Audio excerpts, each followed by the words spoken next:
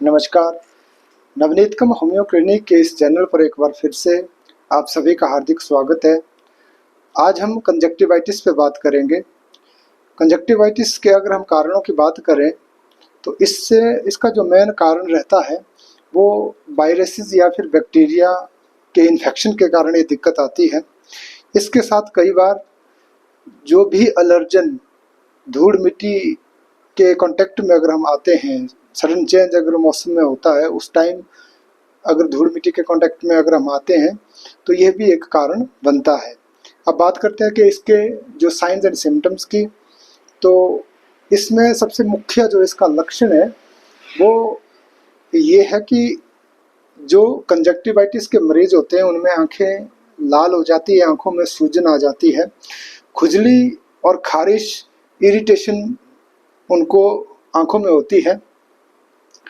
मरीज को ऐसा लगता है कि उनकी आंखों में कुछ चला गया हो। फॉरेन बॉडी सेंसेशन, आंखों में एक इरिटेशन सी लगातार बनी रहती है। आंखों का चिपकना, मॉर्निंग टाइम में जो आईलिड्स है, जो आंखों की पलकें हैं वो आपस में चिपकती है, वहाँ पे एक पुरुलेंट डिस्चार्ज इकट्ठा हो जाता है। आंखों से पीले रंग का पीप, जिसे हम एक तरह से एक डिस्चार्ज, पीले रंग का एक डिस्चार्ज निकलता रहता है। बच्चों में अगर ये समस्या होती है तो इन सारे सिम्टम्स के साथ उनमें बुखार भी हो सकता है।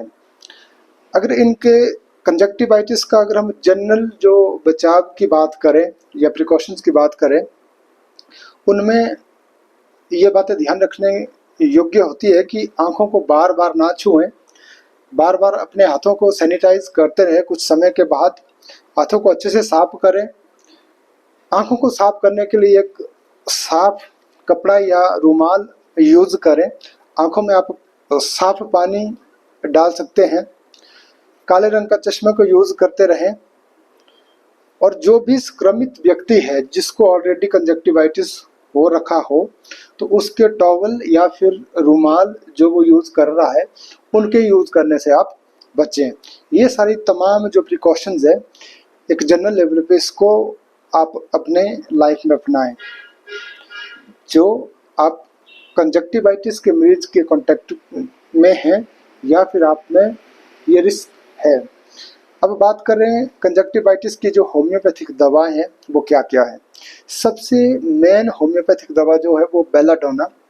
बेलाडोना को जब भी आप यूज़ करें 30 या 200 पावर में लगातार इसको, अगर ज़्यादा प्रॉब्लम है तो आप 2-2 घंटे में इसको यूज़ कर सकते हैं। अगर थोड़ा से कम रेड या फिर आपको कम दर्द है तो ऐसे स्थिति में आप इसको दिन में 3 से 4 बार यूज़ कर सकते हैं। कब यूज़ करना है?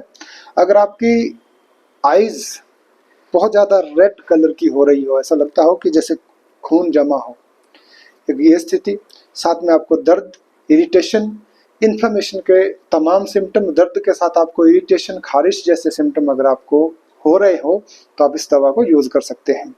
अगली दवा है यूफ्रेशिया।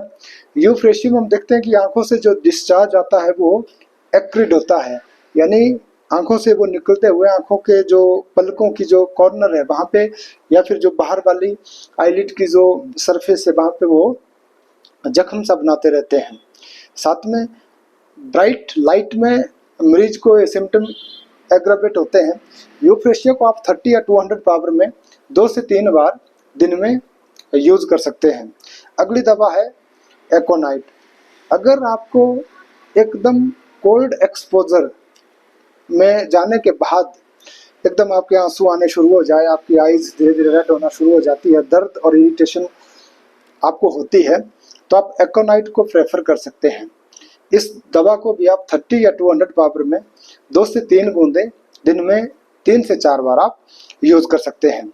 अगली दवा है एपिस मेलिफिका। इस दवा को आप यूज में तब लाएं अगर आपको कंजक्टिवाइटिस में खारिश, इरिटेशन, स्मार्टिंग, बर्निंग और स्टिंगिंग पेन अगर आपको होती हो।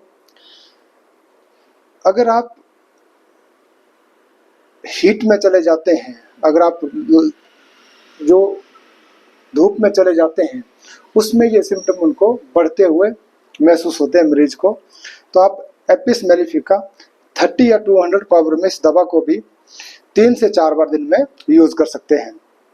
अगली दवा है सल्फर। इसमें भी हम देखते हैं कि आइज आपकी रेड हो जाती है, बर्निंग और स्मार्टिंग पेन आपको होगी, और अगर आप आइज को वॉश करते हैं तो उसमें ये सिम्टम आपको एग्रावेट होते हुए महसूस होते हैं। सल्फर को आप 30 या 200 पावर में इसको विदिन से 3 से 4 बार आप यूज कर सकते हैं। अगली दवा है रस्टॉक्स। इसमें हम देखते हैं रेडनेस और इन्फ्लेमेशन के साइंस आपको देखने को मिलेंगे। पेशेंट बहुत जोर के साथ अनेबल टू ओपन आइज, मरीज को आइज भी खोलना मुश्किल हो जाता है। आप रस्टॉक्स को जब भी यूज करें 30 या 200 पावर, दिन में 3 से 4 बार आप यूज कर सकते हैं। अगली दवा है काली बाइक्रोमियम। इसमें अगर आंखों से जो डिस्चार्ज निकल रहा है वो स्ट्रिंजी, जिलेटिनस और वाइट डिस्चार्ज अगर होता है, साथ में वर्निंग स्मार्टिंग पेन आपको हो सकती है, आइज हल्की सी रेड हो सकती है, थोड़ा पिंकिश टिंजेस में होगी, तो आप काली बाइक्रोमियम को 30 या 200 पावर में 2 से 3 बार दिन में यूज कर सकते हैं। अगली दवा है पल्सटीला। अगर इसमें जो आइज का डिस्चार्ज है वो ग्रीनिश और येलो डिस्चार्ज होता है, हीट से उसको सिम्टम एग्रावेट होते हैं, दर्द या इरिटेशन या खारिश उसको बढ़ती हुई प्रतीत होती है, और जैसे वो अगर ओपन एयर में चला जाता है, रूम से बाहर निकलता है, तो ओपन एयर में जाने से उसको ये सिम्टम रिलीफ सिम्टम्स में मिलता है। तो पल्सटीला को आप रेफर कर सकते हैं। इसको भी आप 30 से 200 पावर में दिन में 3 से 4 बार यूज कर सकते हैं। अगली दवा अर्जेंटम नाइट्रिकम। अगर आपका आंखों का जो डिस्चार्ज है वो बहुत ज़्यादा इन्फेक्शियस हो, पुरुलेंट हो, और विजन आपका हेजी, एकदम आपका विजन थोड़ा सा वीक पड़ रहा हो, इरिटेशन और स्मार्टिंग पेन आपको हो रही हो, खारिश आपकी आंखों में हो रही हो, तो आप अर्जेंटम नाइट्रिकम 30 या 200 पावर को में इस दवा को भी आप यूज कर सकते हैं। अगली दवा है मर्ककॉर। मर्ककॉर में एक्रिड आपके जो टीयर है वो रहेंगे, एकदम आपकी बहुत ज़्यादा खारिश आपकी आंखों में आपको होगी, सोरनेस और फॉरेन बॉडी सेंसेशन अगर आपको लगता है कि आपकी आइज में कुछ चला गया हो, ऐसा कुछ आवाज़ होता हो, तो आप मर्ककॉर को 30 या 200 पावर में दिन में 3 से 4 बार यूज कर सकते हैं। अगली दवा है, ये दोनों बायोकेमिक मेडिसिन है, काली म्यूर और फेरमफॉस। 6x पावर में इन दोनों मेडिसिन को 2-2 गोलियां, टोटल 4 गोली आप दिन में 3 से 4 बार यूज करते रहें। आप बहुत जल्दी जो आपके कंजक्टिवाइटिस के सिम्टम है उनमें रिलीफ आएगा। साथ में के साथ यूफ्रेशिया आई ड्रॉप 2 से 3 बूंदें लगातार आप 4 से 5 बार डालते रहें। बहुत जल्दी आपके जो कंजक्टिवाइटिस के जो सिम्टम है वो कवर अप हो जाएंगे। Thank you.